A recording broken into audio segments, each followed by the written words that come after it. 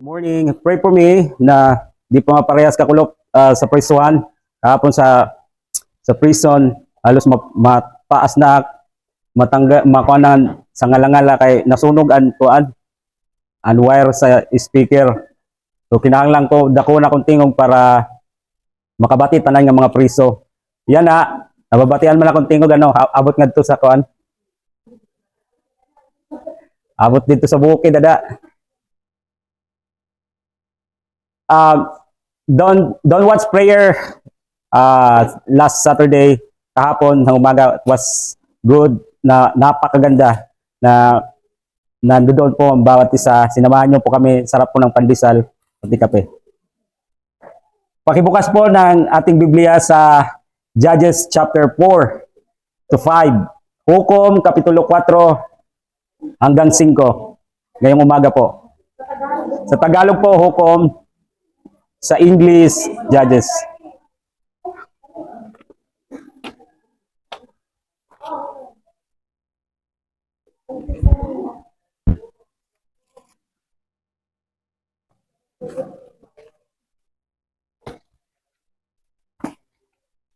So, maaaring kailangan ko bilisan ngayon kasi limited lang yung power ng natin sa cellphone. Hukom, Kapitulo 4 po, basahin ko po versikulo 6 hanggang 9. Verses 6 to 9.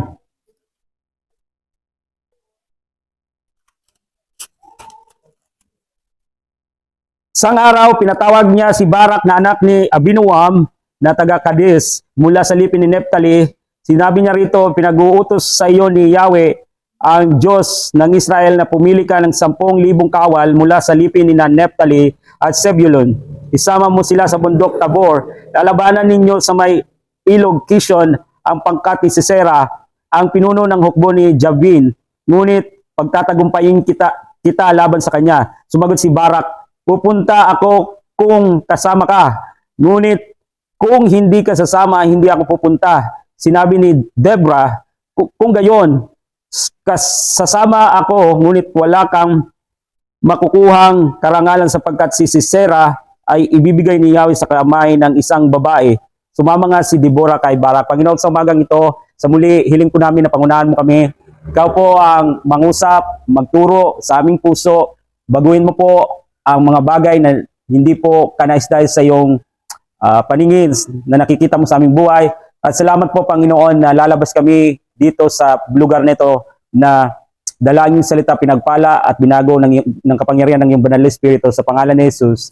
Amen. So, tingnan niyo po dito ang kondisyon ng Israel nang mamatay si Ehud. Ang bayang Israel ay muling gumawa ng kasamaan laban kay Yahweh. Verse 1, chapter 4. So yan po yung spiritual condition ng Israel of about 400 years. Ang Book of Judges, it covers for about 400 years. At makikita po natin, mapapansin natin yung cycle na palagi na lamang nangyayari sa Israel. Sila po ay maglilingkod sa Panginoon at maganda po ang kanilang katayuan, sa spiritual na katayuan sa Panginoon, and then babagsak po dahil sa kasalanan at pagsamba sa mga Diyos-Diyosan, at magre-resulta ito na kung saan sila ay mabibihag, masasakop ng kanilang mga kaaway dahil ipapahintulot ng Diyos na sila ay sakupin ng mga taga-ibang bansa upang sila ay disiplinahin, upang sila ay paluin dahil sa hindi sila tumatalima na sa salita ng Diyos, hindi na sila sumusunod sa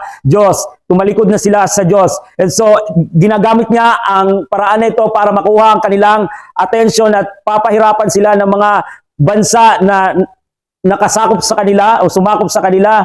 And then, tatawag sila sa Panginoon, mananalangin sila na iligtas sila, tulungan sila sa kanilang kahirapan na pinagdadaanan, and then, kahabagan sila ng Diyos at magre-raise up siya ng hukom upang sila ay iligtas. Ito ay paulit-ulit. Ito yung cycle ng buhay ng Israel.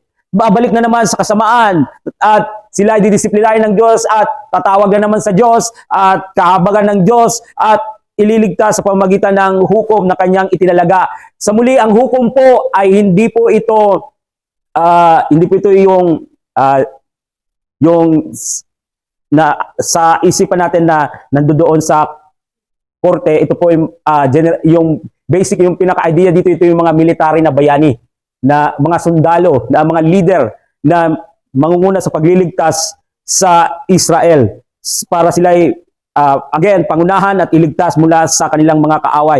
At nabasa na natin ang ilan na mga judges, sa mga pangalan ng ilang ng mga judges na rinaisap ng Diyos. Una si Othniel, mangalawa si Ehud, at sa verse 31, kung mapapansin nyo, ito lamang po, maikli, ito lamang description at binanggit patungkol sa isa pang judges o isa pang hukom. Tingnan nyo po sa verse 31, sumunod kay Ehud si Shamgar na anak ni Anat, iniligtas din niya ang Israel nang patayin niya ang 600 Pilisteo sa pamagitan ng isang tungkod na pantaboy ng baka. So ito lang po ang information patungkol kay Shamgar, at mapapansin nyo na pinatay niya 600 na mga Philistine gamit lang ang pantaboy ng baka. Ang pantaboy ng baka po, ito po yung stick na ginagamit sa, yun nga po, pantaboy ng baka sa field, di ba, pag nag-aararo, ginagamit nila yung baka, at saka merong yung nakalagay sa baka para pan-araro. At kapag gusto mong pabilisan ng paglakad ng baka, ito pong pantaboy ng baka, sa dulo po ay may tusok, may matalim na tusok, at itutulak niya ng kaunti para ang baka ay medyo bumilis, o kung gusto niyang bilisan ang paglakad ng baka. Ito lang yung gamit niya. Imagine nyo, 600 na Philistine ang napatay niya. Gamit lang niya yung pantaboy ng baka. So, but higit sa lahat, alam po natin na ito ay sa tulong din ng Diyos, kaya nagtagumpay siya sa laban na ito. At ngayon po, dadako tayo sa isang panibago na namang hukom. Ito po ay unique na hukom dahil siya lang po sa buong kasaysayan ng Israel, siya lang po ang kaisa-isang babae. Hindi po kayo natutuwa, karamihan po dito mga babae. Kaisa-isang babae sa kasaysayan ng Israel na ginamit ng Diyos para iligtas ang Israel. Ang pangalan po niya ay Deborah. Sa pronunciation natin, Deborah. Pero ang tamang pronunciation talaga, Deborah. So, let's look her story. Dito po basahin ko muna sa pagpapatuloy sa verse 2. Kaya hinayaan ni Yahweh na masakop sila ni Jabin, isang Kananeo na hari ng Hasur. Si Sera na taga Haruset Haguyim ang pinuno ng kanyang hukbo. Si Jabin ay may siyam na raang karwaing bakal. Pinagmalupitan at inapi niya ang Israel sa loob ng 20 taon. Kaya humingi ng tulong kay Yahweh ang mga Israelita. Noon ang babaeng propeta na si Deborah, asawa ni Lapidot, ay nagsisilbing hukom ng Israel. Nakaugalian na niyang maupo sa ilalim ng puno ng palmera sa kaburulan ng Ephraim sa pagitan ng Rama at Bethel. Pinupuntahan siya rito ng mga tao upang magpasya sa kanilang mga usapin. So, ito po ang panahon ng mga Canaanites, mga Kananeo, na kung saan ginamit o inalaw ng Diyos na masakop ang Israel ng mga Kananeo para disiplinahin ang Israel at makuha ang kanilang attention dahil tumalikod na naman sila sa Diyos. Naglingkod na naman sila sa mga Diyos-Diyosan at pinaintulutan ng Diyos na sila ay masakop ng mga Kananeo at sila po ay pinahirapan ng mga Kananeo. At sinabi po dito sa atin, dito sa versikulo 2, na ang hari ng mga Kananeo, ang pangalan niya ay si Jabin, at ang kanyang pinaka-general o military commander, ang pangalan naman ay si Sisera. At sa verse 3, sinabi sa atin na ang mga Kananeo ay mayroong pinaka-latest na military weapon. Kumbaga, sa ating modern day, ang latest na weapon ay mga missiles. So sa kanilang panahon, ng latest na weapon, sandata ay karwahing bakal. So, kumbaga, modern or advanced sila sa pagdating sa weapon. And so, meron silang 900 na karwahing bakal at ginagamit nila ito para sa pakikipaglaban. And sinabi sa atin dito sa verse 3 na ang mga Kananeo ay malupit at pinagmalupitan po ang mga Israelita sa loob ng 20 years. Tumawag sila sa Diyos, humingi sila ng tulong, and once again, nag-raise up ang Diyos ng isang tagapagligtas, another hukom sa pangalan na Deborah. Ang pangalan niya ay Deborah, at siya ay kilala, prominent at maimpluwensyang babae. Ito yung babae na kilala sa buong kasaysayan ng Israel at maimpluwensya, and malalaman natin ang 5 bagay patungkol sa kanya. So tingnan po natin ang kanyang buhay. Tingnan po natin ang patungkol kay Deborah. Una, siya po, of course, ay isang hukom. Verse 1, tingnan nyo po. Verse 4. Noon, ang babaeng propeta na si Deborah, asawa ni Lapidot, ay nagsisilbing hukom sa Israel. So, una, siya ay isang hukom. At isa siyang babae. Ito ang kakaiba o ang unique na persona na ginamit ng Diyos sa kasaysayan ng Israel. And si Deborah ay, again, of course, sa iba, mayroon din ginamit ng mga babae sa Bible, pero isa siyang leader sa Israel. At bihira lang ito na kung saan isang babae ginamit ng Diyos at this time. I don't think na nagkamali po ang Diyos. I don't think na dahil po ay wala na talagang makita ang Diyos. Dahil isa itong insulto kung wala na akong choice, sige, si Deborah na lang. So, ginamit niya, in fact, mamaya may isang ginamit din na babae upang mapatay si Sisera, ang general ng mga Kananeo. Pangalawa, siya po ay may asawa. She is married. In verse 4, asawa ni Lapidot. Yun nga lang po, kung tatanungin ninyo yung mga Hudyo, kung pupunta kayo sa Hebrew Bible, hindi po sinabi na may asawa siya. Kasi ang nakalagay sa Hebrew Bible ay Eshet Lapidot. Ibig sabihin, a fiery woman. Sa Tagalog, maapoy na babae. Tama po ba? Nagiinit na babae. A fiery woman. Sa Hebrew Bible, wala po. Pero in all English translation, sinabi na asawa siya ni Lapidot. So for the sake sa English Bible translation, so iano natin ito na si Deborah ay may asawa. And then, ang isa pa pong bagay na mapapansin natin ay siya po ay isang propeta. She was a prophetess. Tingnan niyo po ulit sa verse 4 noon, ang babaeng propeta na si Deborah. Propeta po siya. Ano pong trabaho ng propeta? Ang propeta po ang siyang naghahayag ng mensahe ng Diyos. Pag may pinapahayag ang Diyos sa kanya, siya ang tagapagpahayag o nagsasabi sa mga tao. And binigyan siya ng kakayahan ng Holy Spirit para ma-discern niya at i-declare niya ang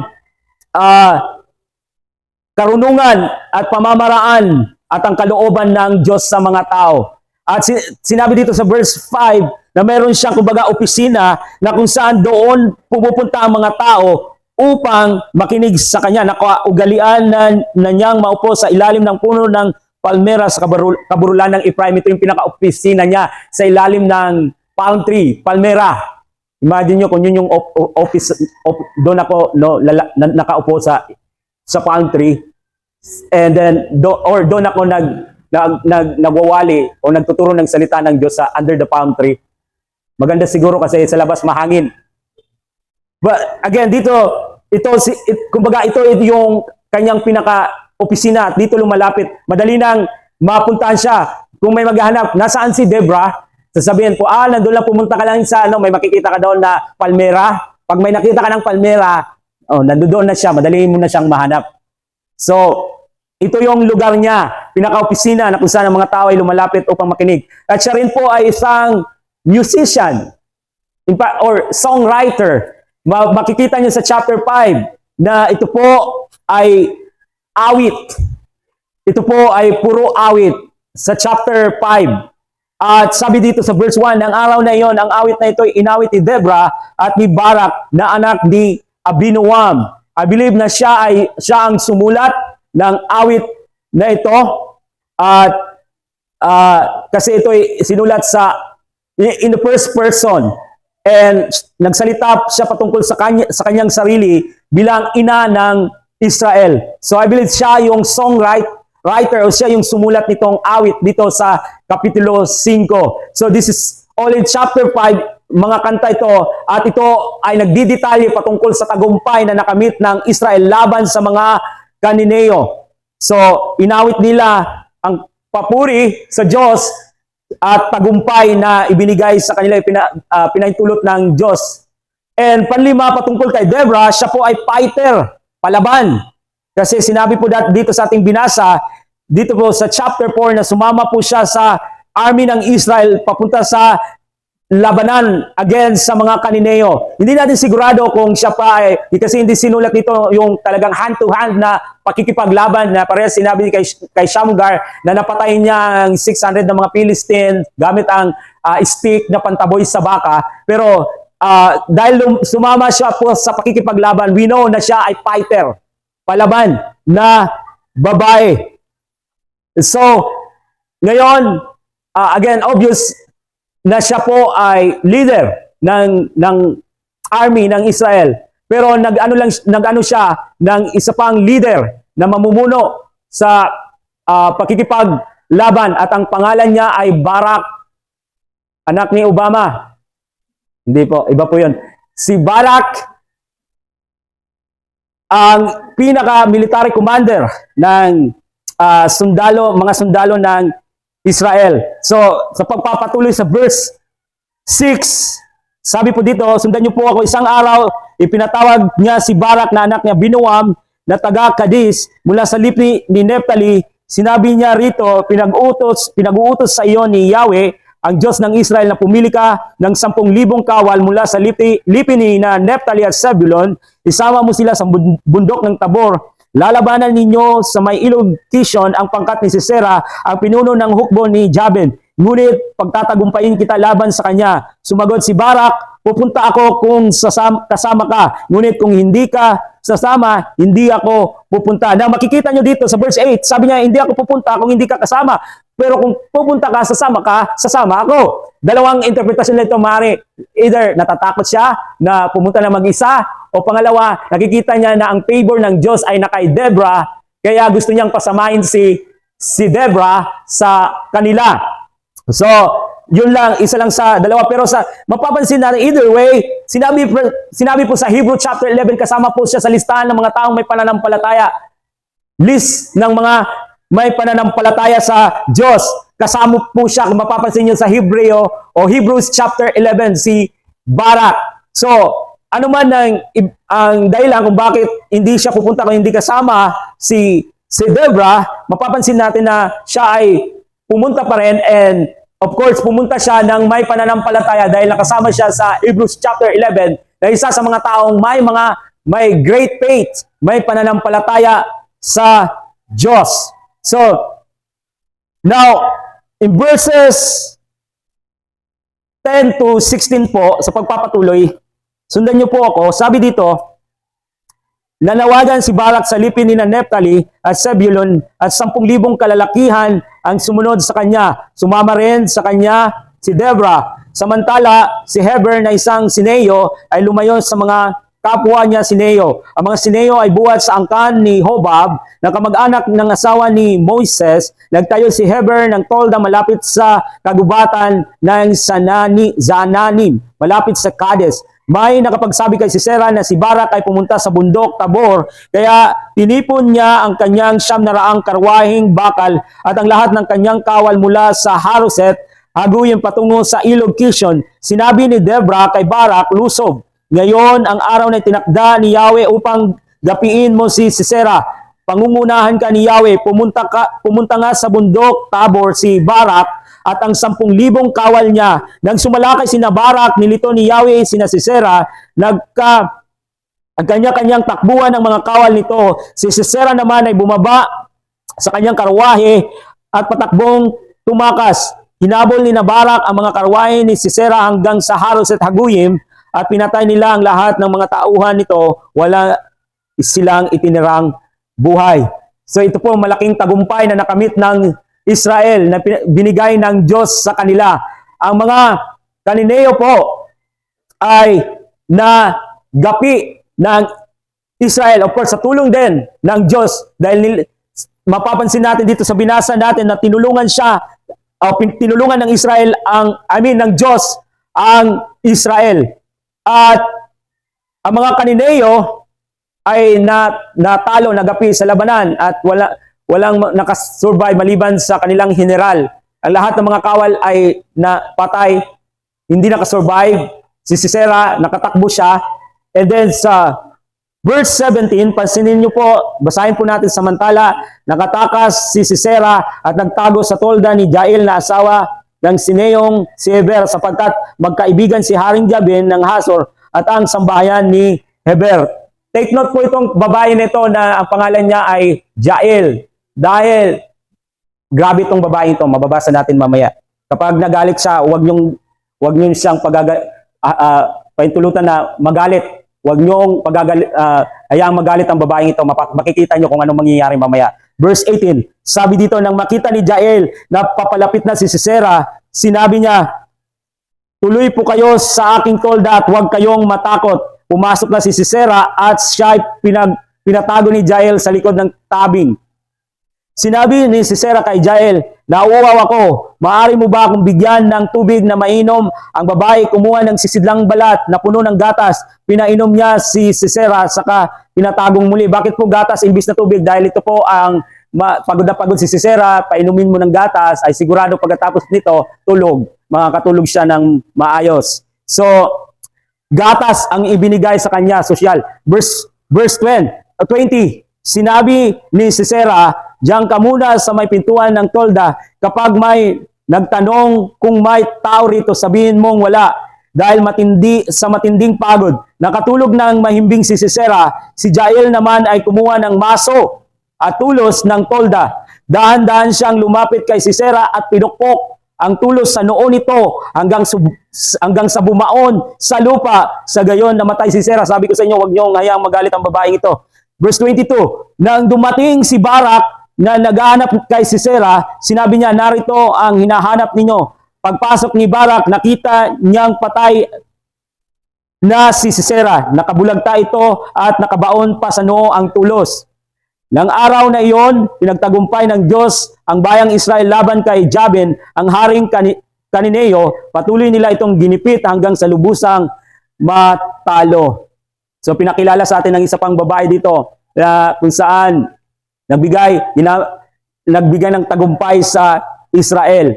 Ang pangalan niya ay Jael. Sa Hebreo, wala po kasing J sa alphabet ng Hebreo. Kaya ang spelling ng kanyang pangalan sa Hebreo, kasi walang J sa alphabet sa Hebreo, ay Y. Sa Hebreo, ang pangalan niya ay Yael. Hindi po Jael. So yung J sa English kasi yon.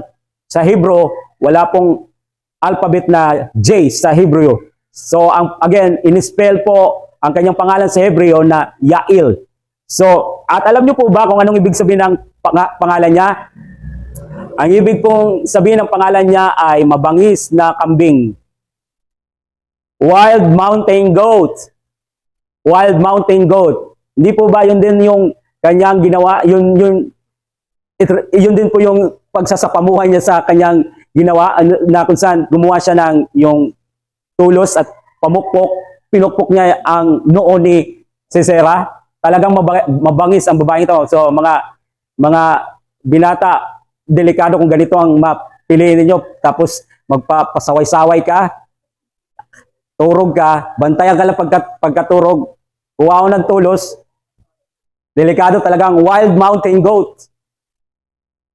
So, imagine kung ang kanyang husband ay na-open siya, grabe siguro ang kanyang magagawa. Hopefully, hindi ganito ang kanyang gagawin, iba sa kanyang husband. So, si Deborah, ang hukom ng Israel, at mapapansin natin na siya ay pinuri sa chapter 5. Pinuri si Jael dahil sa kanyang ginawa na kung saan nagbigay ng tagumpay sa Israel. Tingnan niyo po sa verses 24 to 25 ng chapter 5. Sabi po sa awit dito, higit ng pinagpala ang babaeng si Jael, ang asawa ng Sineyong si Heber, sa lahat ng babaeng nakatira sa mga tolda, higit na pagpapala nakalaan sa kanya. Si Sisera ay humingi ng tubig na inumin, ngunit gatas ang ibinigay ni Jael, malinamnam na gatas sa sisidlang mamahalin. So pinuri po siya dito. Ngayon, punta po tayo sa ano po ang lesson dito sa binasa natin sa chapter 4 and 5. Una po, ang lesson is patungkol kay Deborah, mababasa po natin sa chapter 5. Guys, ko pong tingnan nyo sa chapter 5 verses 7 and 8. Chapter 5 verses 7 and 8. Nooy iniwan na ang mga nayon sa Israel. Ngunit nang dumating ka, Deborah, sa Israel, ikay naging isang ina. Umili sila ng mga bagong Diyos-Diyosan, kaya't ang digmay nasa mga pintuang bayan. Sa 40,000 Israel na lumaban, mayroon bang nagdala ng sibat at kalasag man lang? Yung sa English translation, ito po yung mas maliwanag po sa chapter 5 verses 7 and 8. Village life ceased, it ceased in Israel until I, Deborah, arose. Ibig sabihin, tumindig siya, tumayo siya. Deborah arose a mother in Israel. They chose new gods. Then there was war in the gates. Not a shield or spear was seen among 40,000 in Israel. So tumindig siya para magpagamit sa Diyos, para pangunahan ang Israel sa pakikipaglaban sa mga Cananeo. In fact, rebuke niya ang Israel na kung saan hindi sila tumindig para gamitin sila ng Diyos. Tingnan niyo sa verses 13 hanggang 18 sa chapter 5. Kumilos ang mga dakila ng bayan alang-alang kay Yahweh. Malakas man ay lalabanan. Sumalakay sa libis ang hukbo ni Ephraim. Kasunod sa paglusob ang lipin ni Benjamin. Mga pinuno ng Makir sa digmay dumating. Gayon din ang mga pinuno na sa Zebulun nanggaling. Ang mga pinuno ng Isakar sumama kay Deborah. Gayon din kay Barak na tagapangunat hanggang sa libis sumunod sa kanya. Ngunit ang lipin ni Ruben ay di makapagpasya. Di nila malaman kung sila ay sasama. Continuing sa verse 16, bakit ayaw ninyong iwan ang pastulan? Hindi nyo ba maiwan ang inyong mga kawan? Ang lipin nga ni Ruben sa pagpapasya nahirapan. Ang Gilead ay nananatili sa silangan ng Jordan. Ang mga barko'y hindi iniwan ng lipin ni Dan. Ang lipin ni Asher sa tabing dagat nagpaiwan. Siya'y nanatili sa mga daungan. Itinayan ng Zebulun ang kanyang buhay. Gayon din ang Naphtali na humarap sa digmaan. So basically, sinasabi niya, yung may mga tribo na nahirapan magpasya, sumama. Pero si Deborah, nabasa natin kanina sa verses 13 to 18, tumindig siya para makipaglaban sa mga Cananeo, para tuparin ang kalooban ng Diyos, para maglingkod sa Diyos, para gamitin ang buhay niya ng Diyos upang iligtas ang Israel. So what's the point? Anong lesson? Ang lesson po dito ay ang iba po hindi willing na gamitin ng Diyos ang kanilang buhay. And that's the lesson here is we must be willing. Kailangan willing tayong gamitin ng Diyos ang ating buhay. Kung ayaw ng iba, pero sa akin magpapagamit ako sa Diyos, tatayo ako. Susundin ko ang kalooban ng Diyos. Paglilingkuran ko siya, susundin ko ang kagustuhan niya. And in-encourage niya yung iba na maglingkod din sa Diyos, sundin ang kalooban ng Diyos. So, ang una po na mapapansin natin kay Deborah, mga babae, kahit sino ay ginagamit ng Diyos, maaaring gamitin ng Diyos kahit ang babae. Hindi siya, kasi ginagamit ito din ng iba ng mga church na si Deborah daw ay isang pastor. Hindi siya pastor, isa siyang hukom. In fact, nag-appoint siya ng leader para manguna sa pakikipaglaban. At ang pangalan niya ay si Barak. Pero siya ay willing na magpagamit sa Diyos. Alam niyo po, may tatlong tao palagi. May tatlong klaseng tao sa simbahan. Ang una is those na mga tao na gusto nilang may mangyari. Gusto nilang tuparin ang isang bagay. Gusto nilang gawin ang isang bagay, lalong-lalo na patungkol sa gawain ng Diyos. Gagawa sila. Magpapagamit sila. Maglilingkod sila. Ang pangalawa are those na mga tumitingin lang sa mga taong naglilingkod sa Diyos. Ay, siya naglilingkod. Maganda yan. Maganda yan. Yun po yung pangalawang klase ng tao. At alam nyo po, yung pangatlong klaseng tao, yung mga Osyusero, na nagtatanong lang, anong ginagawa nyo? Ito, naglilinis ng simbahan. Okay. Sige, uwi muna ako, kami magagawin ako sa bahay. Yun lang po. Yun po yung tatlong klaseng tao. Una, yung tumutulong. Yung pinapaintulutan nila ang kanilang buhay na gamitin ng Diyos. Tumitindig sila, Lord, use me. Gamitin mo ako. Yung pangalawa, nakatingin lang. Pangatlo, nagtatanong lang. Saan po tayo sa tatlo? Pero kung nais mo pong gamitin ng buhay nyo, kaligaya ni Deborah, Sabi niya, ang mga ibang tribo ayaw, nahihirapan magpasya, magpapagamit pa ako sa Diyos, may gagawin pa ako sa pastulan. Pero si Deborah, sabi dito, nag-aros siya, humindig siya, Lord, gamitin mo ako para iligtas ang bayan ng Israel. Gusto ko maglingkod sa iyo, gamitin mo ang buhay ko. And nawa, yun din po tayo sa Panginoon. Nandais natin gamitin ang ating buhay. Hindi po tayo dapat yung nasa pangalawa o pangatlo na nakatingin lang o nagtatanong lang, kundi kasama tayong naglilingkod sa Diyos.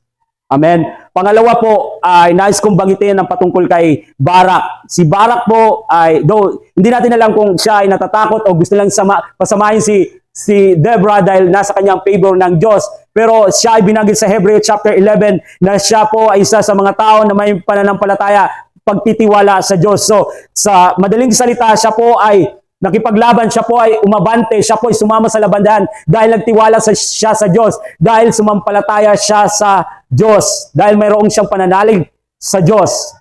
At yun nga po, kailangan din natin na kung nais po natin na gamitin tayo ng Diyos, importante na meron tayong pananampalataya, pagtitiwala sa Diyos. Dahil hindi niya may display ang kanyang kapangyarihan sa buhay natin kung hindi natin siya pagkakatiwalaan sa ating buhay. Dahil ang ating kawalan ng pananampalataya, insulto po yun sa Diyos. Insulto po yun sa Diyos dahil sinasabi mo na hindi kaya ng Diyos na iligtas ka. Hindi kaya ng Diyos na natulungan ka. Ibig sabihin ng Diyos ay maliit, hindi malaki. Ibig sabihin ng Diyos ay hindi makapangyarihan. Kung hindi ka umahakbang ng may pananampalataya, pagtitiwala. So, that indicates, based sa Hebreo chapter 11, na siya po ay humakbang, si Barak ay humakbang, umabante na may pananampalataya. Pupunta ako sa labanan dahil sumasampalataya ako, dahil nagtitiwala ako sa Diyos na pagtatagumpayin kami sa laban na ito. So, importante po yon na magtiwala po tayo sa Diyos. Hindi yung, paano kung ganito yung mangyari? Paano kasi nakakatakot, may karwahing bakal sila, advance sila sa technology, sa sandata. Naku po, matatalo yata tayo. So, kapag tayo po ay sumunod sa Diyos, importante na pagkatiwalaan natin siya sa ating buhay. And, isang bagay na pinagpapasalamat ko sa Diyos is yung mula pandemic pa hanggang sa ngayon, grabe ang kabutihan ng Diyos sa buhay ko dahil nung pandemic, mahirap noon na makapunta sa hospital dahil stricto and kailangan kong operahan. Pero ang Diyos ay gumawa ng paraan para ako ay makapunta ng hospital at nabigay siya ng tamang doktor para sa operasyon ko. Pangalawa, nagkaroon pa ako ng problema sa health ko, sa condition ko. Itong ulo ko na puno ito ng fungus na nagbabakbak yung mga balat ko. Iniisa-isa ko lang parang namimitas lang po ako. Makapal. And ang tagal bago siya gumaling at ngayon po ay magaling na. Salamat sa Panginoon. Isa pa po, nagkaroon po ako ng bato. Hindi naman po ako kumakain ng bato, pero nagkaroon ako ng bato.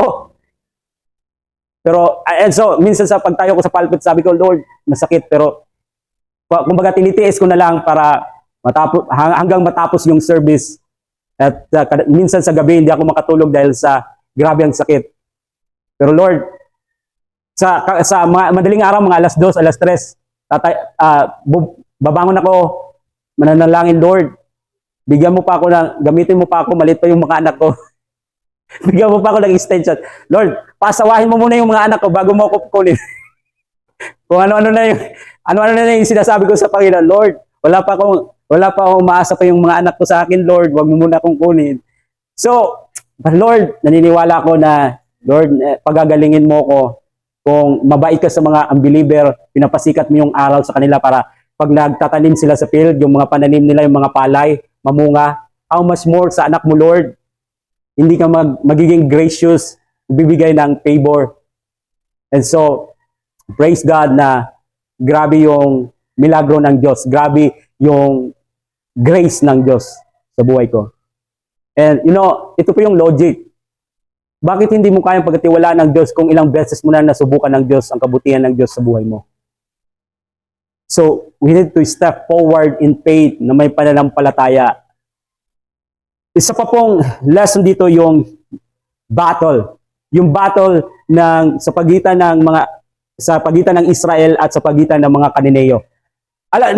Laman po natin last time na mga Kananeo, grabe yung mga ginagawa nila, di ba, yung pagsamba nila sa mga Diyos-Diyosan, sinusugatan nila ang kanilang sarili, tapos inihahandog nila ang kanilang mga anak sa kanilang Diyos-Diyosan. And gumagawa sila ng prostitution sa pagsamba sa kanilang Diyos-Diyosan. And so, dito parang may typology na mapapansin natin na kung saan mayroong, pinapakita rin po dito yung spiritual battle na ang Kananeo ay puno ng kasamaan, puno ng kasalanan. And sabi ng Diyos na, alam nyo, di ba, alam nyo na sinabi ng Diyos na, no, kailangan nyo silang palisin, itaboy, tanggalin, o i-destroy. Dahil kapag hindi, kayo ang may impluwensyahan nila. Impluwensyahan nila kayo ng kanilang ginagawa. At yung, dito, mapapansin natin kay Sisera, na si Sisera po ay, kumbaga, di ba sinabi niya, huwag mong sabihin na nandito ako kapag naghanap. So, nagtuturo siya ng pagsisinungaling. Tapos, si Sisera ay, gusto niya na, kasi nauuhaw siya, sabi niya, bigyan mo nga ako ng mainom kasi nauuhaw ako. Gusto niya ma-fed or ma-satisfy ang kanyang laman mula sa, dahil napagod nga siya mula sa pagtakas sa Israel. And again, yung mga Canaanite ay puno ng kasamaan, immorality, and they are type ng sin, kasalanan. Si Sisera or ang mga Cananeo ay typology ng kasalanan. At ito yung laban na mayroon tayo sa bawat isa as a Christian. May spiritual battle. Kung hindi ka lumalaban sa kasalanan, ibig sabihin, pag-aari ka ni Satanas. Pero kung lumalaban ka, mayroong battle na nangyayari sa iyo between sa iyong laman, sa kasalanan, nakikipaglaban ka, ibig sabihin na ikaw ay anak na ng Diyos. Pero kung natutuwa ka lang sa kasalanan, ibig sabihin siguro hindi ka pa anak ng Diyos. Pero kung hindi ka natutuwa at nakikipaglaban ka, ibig sabihin na ikaw ay nasa Panginoon, na ikaw ay anak na ng Diyos. So mayroong spiritual battle na nangyayari, may labanan na nangyayari sa atin. At babasahin ko po sa Colossus chapter 3, verse 5.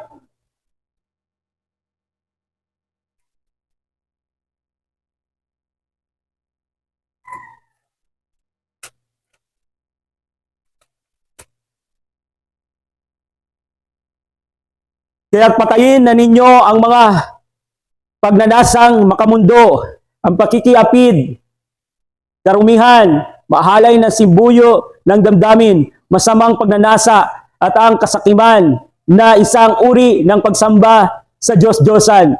Dahil sa mga ito, tatanggap ng parusa ng Diyos ang mga taong ayaw pasakop sa Kanya.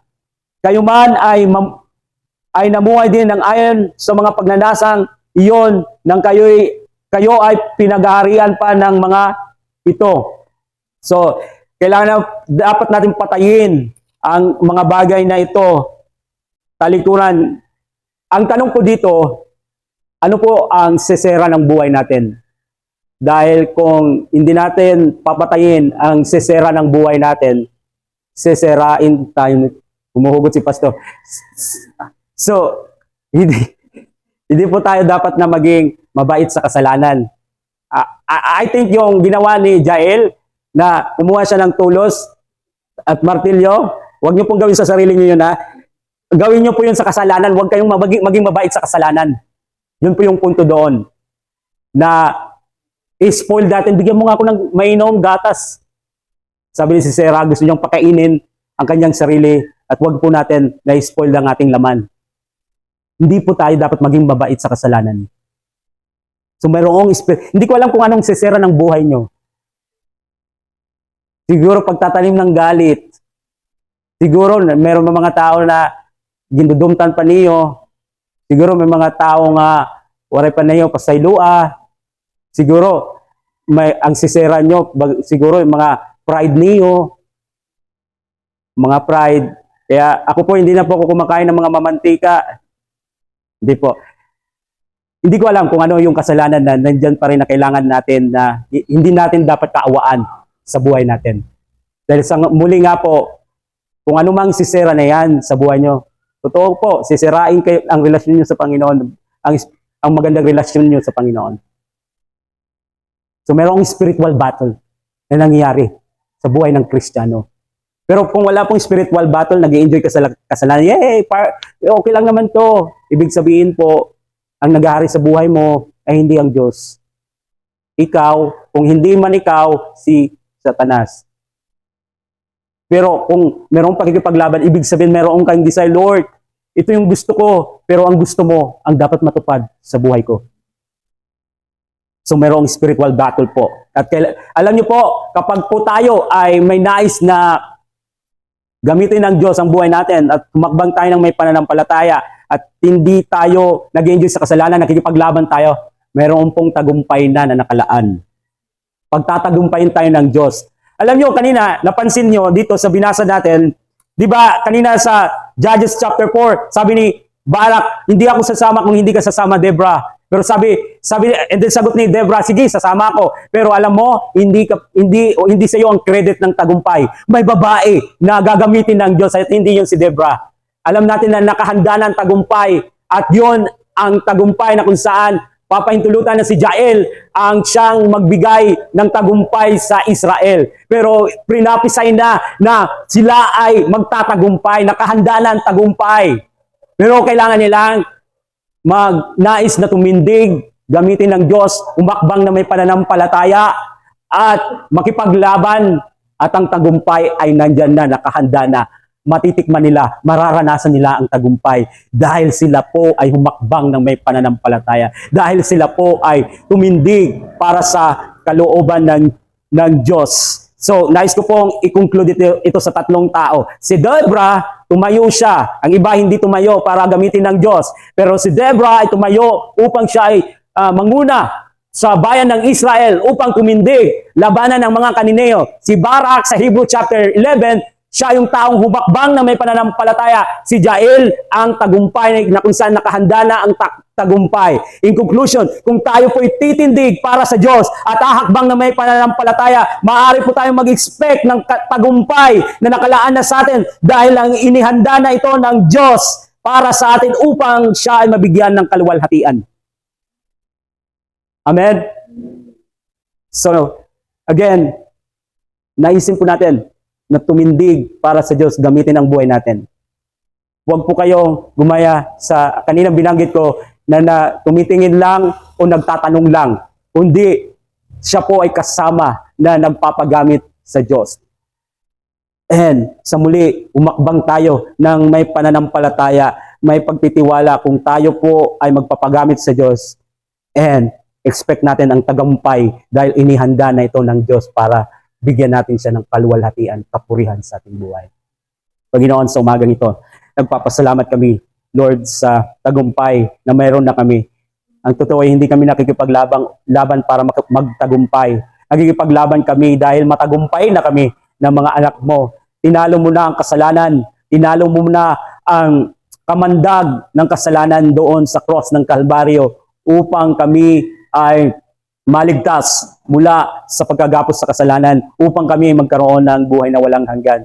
Sa muli po, Panginoon, pinapanalangin ko po ang aking mga kapatid, ang mga minamahal mo, Panginoon. Ilagay mo sa kanilang puso, Panginoon, na ang nais na magpagamit sa iyo, ang nais po na gamitin ang kanilang buhay. Kahit hindi po ang iba ay hindi titindig, ngunit meron silang matibay na paninindigan na titindig upang magpagamit, na ang kanilang nais ay gamitin ang kanilang buhay para sa iyong kaluwalhatian at hahakbang sila ng may pananampalataya, pagtitiwala sa iyo, Panginoon. Ano man ang mangyari, ano man ang kaharapin nila, magtitiwala sila. Kahit may mga hadlang, magtitiwala, Panginoon. At salamat po na bibigyan mo ang mga nagtitiwala sa iyo, ang mga taong sumusunod sa iyo ng tagumpay. Lord, salamat na ikaw ang Diyos ng katagumpayan. At salamat po, Panginoon, sa umagang ito, sa encouragement na binigay mo sa amin sa pamagitan ng iyong salita. Sa iyo ang kapurihan, kaluwalhatian, sa pangalan ni Jesus. Amen. Amen. Kung nais niyo po ng panalangin, maaari po kayong sa muli lumapit. Kung nagnanais kayo ng prayer,